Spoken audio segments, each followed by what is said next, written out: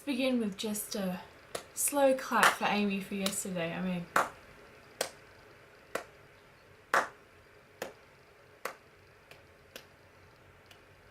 good job.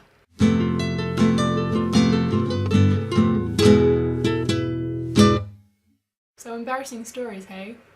You mean kind of like the time that I went to a contemporary art museum in Germany and looking at this piece that was clothes on a clothes rack, and I, thinking because it was a contemporary art museum that I could go up and, you know, touch them, maybe put one on. But instead I got the disembodied voice yelling, "Nicht anfassen!" yelled at me.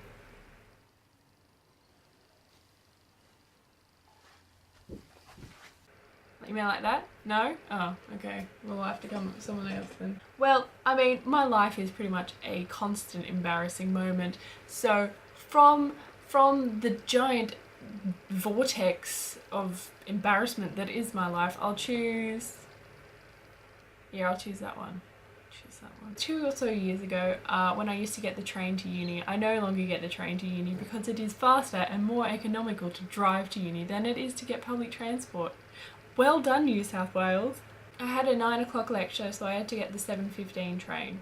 The line that I am on, it starts way out in the southwest of Sydney, which is where a lot of people live that commute into the city. So by the time it gets to my station, which is only 45 minutes from the city, so you know, so close, it's already pretty well packed with people. So I got on the train, 7:15, and amazingly, there was one seat left. I sat down, because that's what I do. I thought, this is amazing. I finally got a seat on a peak hour train.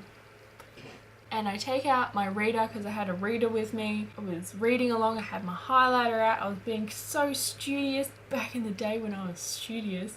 We came to the next station and a lot of people got on, so the train became even more cramped than it was. And it became really awkward for me to have my reader out. Because it was landscape rather than portrait, I had to like flip it over, and it was spiral bound, so you couldn't just flip the page, you had to actually...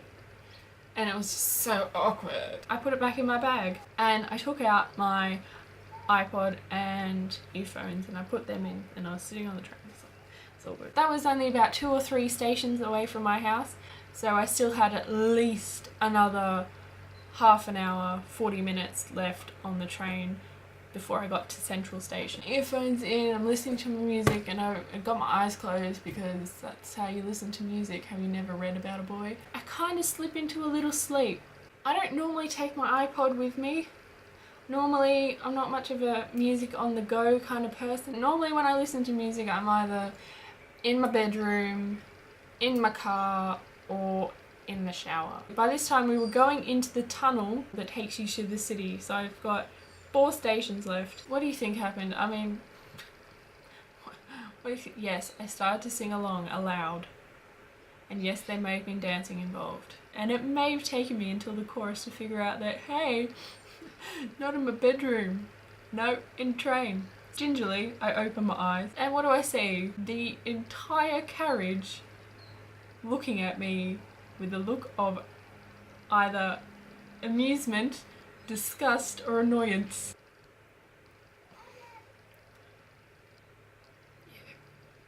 Yeah. Is this my time up? Can I go? I can go?